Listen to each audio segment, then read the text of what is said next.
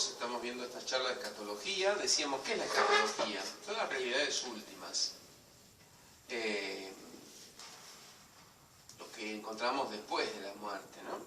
Entonces, vimos dentro de las charlas qué es la muerte, el juicio particular, que es lo primero. Yo me muero, bueno, yo en ese momento tengo un juicio particular en donde veré, según mis obras, a dónde voy. Puede ir al cielo, puede ir al infierno, puede ir al purgatorio.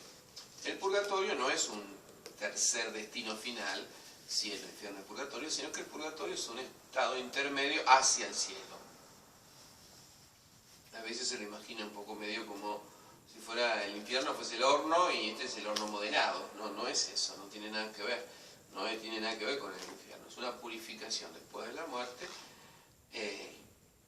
hacia el cielo. Fijémonos como lo dice el Catecismo, en el número 1030 del Catecismo de la Iglesia Católica, lo dice muy bien. Los que mueren en gracia, en amistad con Dios, pero imperfectamente purificados, aunque están seguros de su eterna salvación, padecen después de su muerte una purificación, a fin de obtener la santidad necesaria para entrar en la alegría del cielo. Así lo dice el Catecismo de la Iglesia Católica. Mueren en gracia, es decir, mueren en amistad con Dios, pero imperfectamente purificados, ¿sí? Entonces, no es que va a algo parecido al infierno, no, nada que ver, es una purificación posterior a la muerte, pero ya la persona, esa alma sabe que va a ir al cielo, aunque sufra el todavía no haber llegado, por supuesto, pero está seguro de esa eterna salvación y es algo intermedio antes del cielo, ¿no? O sea, que no es algo comparable, ni intermedio entre cielo e infierno, es justamente una purificación previa al cielo. La Iglesia llama purgatorio a esta purificación final de los elegidos, que es completamente distinta del castigo de los condenados. Dice así el número siguiente del Catecismo. Lo aclara de forma categórica, es completamente diferente. Hay gente que piensa que es más o menos lo mismo, no tiene nada que ver. Obviamente que es una purificación, pero distinta. Por eso tenemos la práctica de la oración por los difuntos. ¿Cuántas veces se reza por las almas del purgatorio? Costumbre que antes era más difundida y que se fue perdiendo, pero que es importante recuperar. ¿Por qué tiene este sentido? Bueno, tiene sentido rezar por un difunto porque hay una purificación posterior a su muerte. Si ya la muerte hiciera que ya esté en el cielo o ya esté en el infierno todos, no habría nada que rezar. Si ya está en el infierno, mi oración no le sirve para nada. Y si está en el cielo, no la precisa. Evidentemente, esa oración de los difuntos, la gente anota siempre en la misa y pide. ¿Por qué? Porque cree en esa purificación posterior a la muerte. Eso es lo que se llama purgatorio. Es cierto que hablando bíblicamente no aparece en ninguna parte la palabra purgatorio. Si ustedes se buscan en la Biblia, la palabra purgatorio como tal no aparece. Esto ha hecho que los protestantes, que aparte tienen su doctrina de justificación basada en la sola fides, en la sola fe, y como no aparece en la Biblia la palabra purgatorio, entonces lo niegan. ¿Por qué? Porque solamente la fe te salva según ellos. Ahora bien, la fe te salva, pero no es lo mismo una persona que, suponete, no sé, la Madre Teresa de Calcuta, que pasó toda su vida haciendo el bien, rezando, ayudando, murió viejita de tanto hacer el bien, que el buen ladrón que se arrepintió en el último momento de su vida. Los dos van a ir al cielo, pero podríamos decir, si pudiéramos sacar una radiografía de su alma, obviamente que no existe la radiografía del alma, pero si pudiéramos hacerlo, veríamos que un alma está pura, preparada, llena de amor, llena de santidad, y la otra, más o menos, se acaba de arrepentir, está en gracia de Dios, pero no es lo mismo, no es lo mismo. Y esto ayuda también para comprenderlo en la doctrina de la Iglesia del tema de que nuestros pecados tienen dos consecuencias, la culpa y la pena. Supongamos que yo con un martillo golpeo una mesa, clavo un clavo, muy bien. Una cosa es la culpa, es como sacar el clavo, pero hay otra cosa que es la pena, hay una herida que quedó en esa madera. Entonces, cuando yo me confieso, Dios me perdona todas mis culpas. Siempre que me confieso, Dios me perdona todas mis culpas. Es lo que le pasó al buen ladrón, lo perdonó Jesús en la cruz. Pero la pena, que es esa herida en la madera, pero que podríamos decir es la herida en mi alma, eso se va curando con las obras de caridad, con el amor al prójimo, con la oración, con la penitencia, con las indulgencias. Todo eso va curando esas heridas. Y está claro que tenemos una herida en el alma. Fíjense, cualquiera de nosotros puede entender esto. Es decir, si yo, por ejemplo, miento una vez, miento dos, miento tres, me voy acostumbrando a mentir y es como que el pecado se va incorporando a mí. Adquiero el hábito y me termino siendo mentiroso. Después me cuesta desarraigarlo porque hay algo en mi alma que quedó herido. ¿Qué quiero decir con esto? Que el perdón perdona la culpa, pero mi alma está afectada por el pecado. La culpa delante de Dios está perdonada. Pero, evidentemente, como ponía en el ejemplo, el alma de una persona que ha vivido siempre en gracia, haciendo el bien, como el ejemplo de la Madre Teresa de Calcuta, bueno, por cualquier otro, y una persona que a último momento se arrepiente, pero que vivió toda su vida haciendo el mal, no es lo mismo. ¿Por qué? Los dos irán al cielo, pero esta necesita como poder purificarse, porque trae dentro de sí como muchas, no digo culpas, porque han sido perdonadas, pero sí la pena, es decir, las heridas en sí mismo. Heridas en uno y heridas en otro. Supongamos que mi pecado sea la calumnia. Yo calumnié, hablé mal de alguien, dije barbaridades de esa persona, me arrepiento, me confieso. Sí, está bien, pero también mi pecado es una herida en otro, si tengo que restaurarle la buena honra a esa persona. No es que ya está, mi pecado, me confieso y quita mancha, ya está. Bueno, sí, pero están las heridas en mí y las heridas en otro. Se reparo su buen nombre cuando hablé mal de alguien, y las heridas en mí mismo, es decir, el pecado va hiriéndome. Y en este sentido, lo que decimos es que una persona muere en gracia de Dios. ¿Por qué? Porque no tiene pecados mortales, o dicho de otra forma, porque está en gracia, o dicho de otra forma, porque está en amistad con Dios. Esa persona va a ir al cielo seguro. Ahora, si tiene, las culpas no las tienen, si ya están perdonadas. Ahora bien, la pena, esas heridas, bueno, se van purificando en la vida. ¿Cómo? Bueno, con las obras de bien, con el amor al prójimo, con la oración, con la caridad, con el servicio a los otros, con las indulgencias, con las penitencias que podemos ofrecer nuestras dificultades y dolores en sacrificio por nuestras propias faltas y las de otros. La penitencia cura la pena. Justamente de ahí viene el nombre. Bueno, todo eso es como la maderita lastimada con el clavo. Está bien, sacar el clavo, pero también hay que curar esas heridas. Bueno, esto es un poco la purificación posterior. En la vida también nos vamos purificando. ¿Cómo? Como dije recién, con las obras de amor, de perdón, de oración, de ayuda al prójimo. Todo eso nos va curando el alma. Pero también con... si no está purificado del todo, bueno, hay una purificación después de la muerte, para que cuando vaya delante de Dios, vaya en un estado de santidad delante de Dios, no puede ir así nomás. Si bien les decía que no hay textos bíblicos que utilicen la palabra purgatorio, hay muchos textos bíblicos que nos hablan del purgatorio, sin utilizar esa palabra.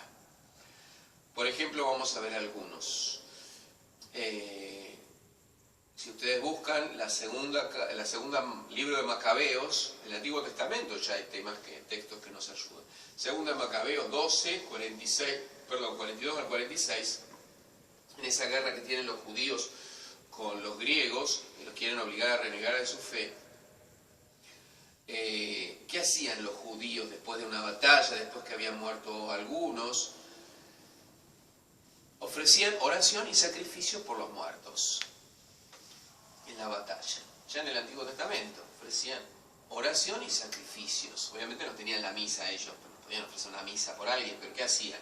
Ofrecían sacrificios en el templo, ofrecían sacrificios animales, rezaban por esa persona, y eso significa que ellos creen que después de la muerte hay una purificación posterior. Si no, no tendría sentido, como dije antes. Si ya está en el cielo, no lo precisa, y está en el infierno, por más que rece, no sirva mucho. Entonces, ya está claro en el Antiguo Testamento, aunque no se utilice la palabra purgatorio, que es un poco lo que suelen decir los protestantes. Lo importante es el concepto, no la palabra. El concepto está clarísimo en toda la Biblia. San Gregorio Magno cita un texto de Mateo que también nos ayuda a comprender el purgatorio. Dice así, Mateo 12:32, el que quiere lo busca, 12:32. Jesús dice, quien blasfeme contra el Espíritu Santo no será perdonado ni aquí ni en el mundo venidero. No, la blasfemia contra el Espíritu Santo no es perdonada, ¿por qué? Porque me cierro a la gracia de Dios, me cierro al Espíritu Santo, lo estoy insultando al Espíritu Santo, no solo el insulto exterior, sino que sería cerrarme al Espíritu Santo, entonces no puedo recibir perdón.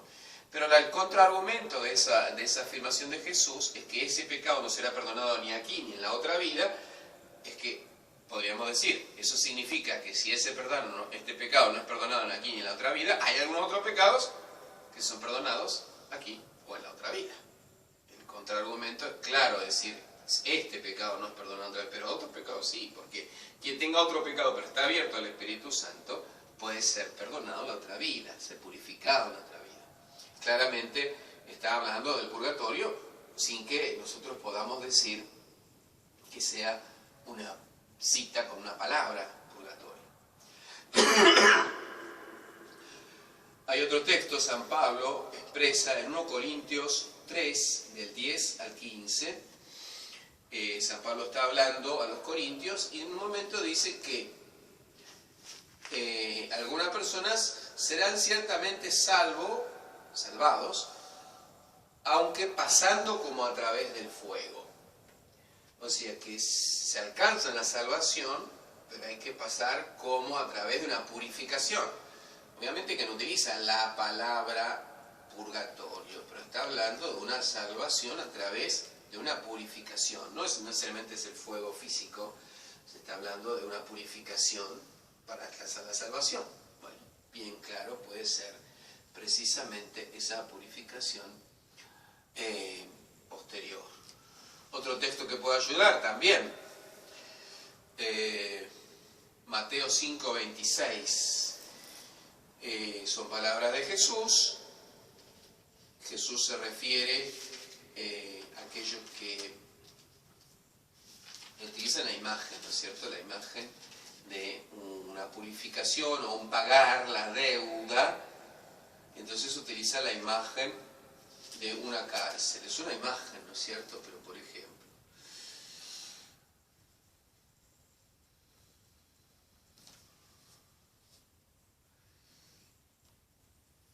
ponte enseguida a buenas con tu adversario mientras vas con él por el camino, no sea que tu adversario te entregue al juez y el juez al guardia y te metan en la cárcel. Yo te aseguro que no saldrás de allí hasta que hayas pagado el último centavo. No utiliza la palabra purgatorio, pero está hablando de que el pecado que podemos tener, una pelea con alguien o las luchas con otras personas, está bueno que nos pongamos de acuerdo o nos perdonemos mientras estamos en camino, dice, porque después de estar en camino, es decir, en la tierra, llegarás delante del juez. El juez es Cristo, evidentemente, el juez es el juicio, y te entregarán al guardia y te pondrán en la cárcel hasta que hayas pagado el último centavo. Esa cárcel, evidentemente, es un símbolo, no es que el purgatorio va a ser una cárcel, ¿no? Pero es un símbolo de, mientras estamos en camino acá en la tierra, está bueno reconciliarnos con los otros, porque después, cuando estemos delante del juez, la muerte, te pondrá después de la muerte, en ese lugar, en el que pagarás hasta el último centavo, quiere decir pagar una deuda, una purificación, pagar el último centavo hasta que alcances precisamente la libertad del cielo. No utiliza la palabra purgatorio, pero claramente está hablando de ella. Además de las pruebas, por eso se habla entonces hasta que pagues el último centavo, sería esa pena temporal, esa purificación temporal hacia la vida futura del cielo. Hay otras citas más, pero evidentemente ninguna de ellas, como decíamos, tiene la palabra purgatorio. No existe en la Biblia la palabra purgatorio, pero se está hablando con imágenes de esta purificación posterior a la muerte. Bueno, ese es el purgatorio. Purificación previa al cielo. Además de las pruebas bíblicas, que acabo de ver algunas cuantas, están las pruebas de la tradición. ¿Qué quiero decir? Así como San Gregorio Magno toma esta frase de Jesús, de Mateo 12:31, el tema de la blasfemia del Espíritu Santo y del perdón en la otra vida, está hablando de esa purificación después. Bueno, hay otros textos de los padres de la Iglesia,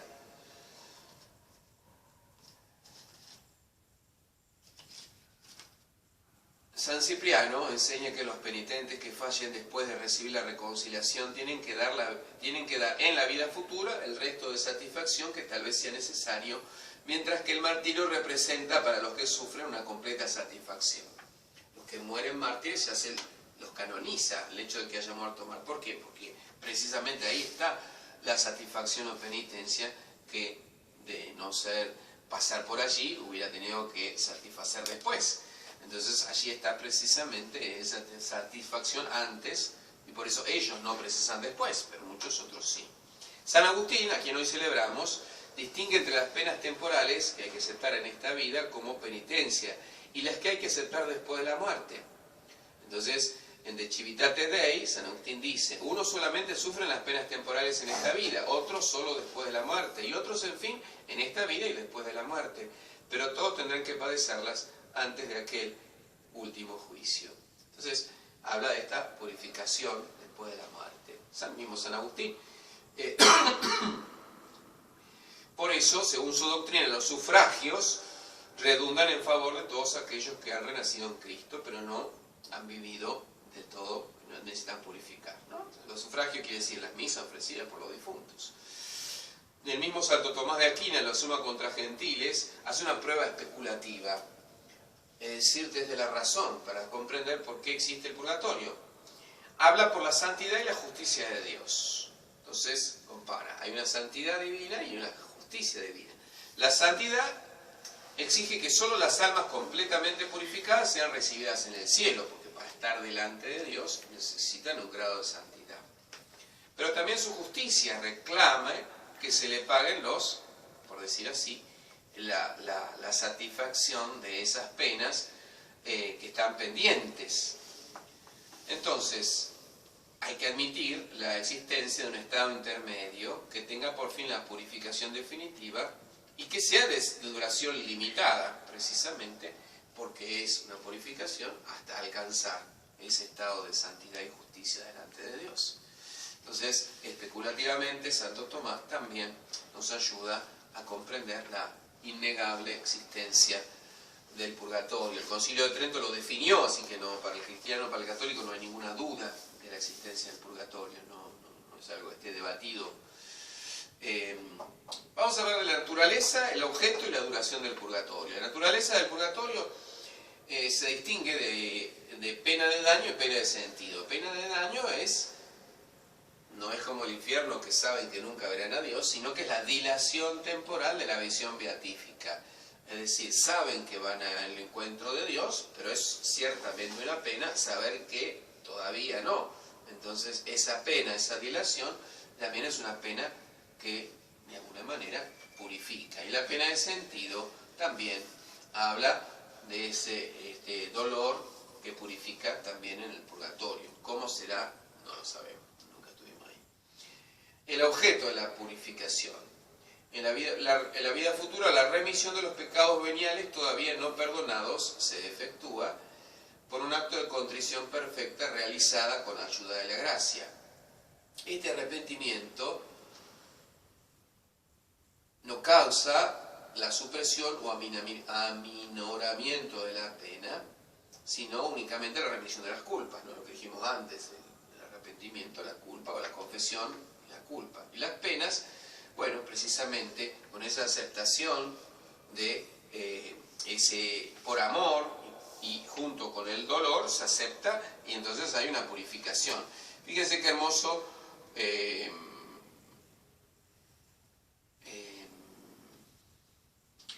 una imagen que utiliza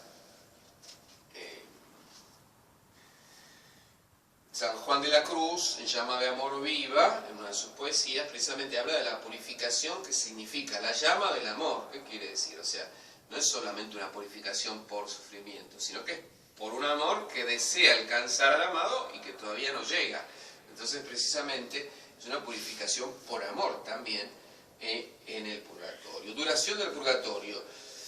El purgatorio no subsistirá después de que haya tenido lugar el juicio universal. Obviamente, el juicio universal, lo que veremos después, ahí en ese juicio Jesús separará, como dice, las ovejas y los carneros, separará